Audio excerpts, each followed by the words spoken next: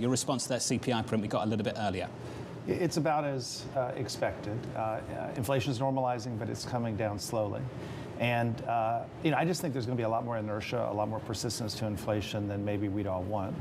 Part of that is still COVID factors, excess money in people's pockets, supply chain issues in places like cabinets and switchgears.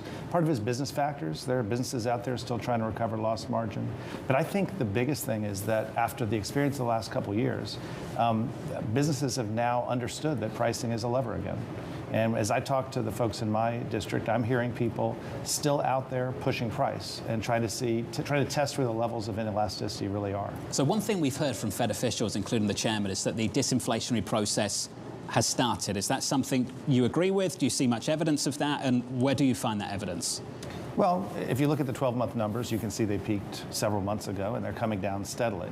But that's one part of the puzzle, is inflation coming down. The other part is actually hitting our target. And so it's going to take a while to get to there.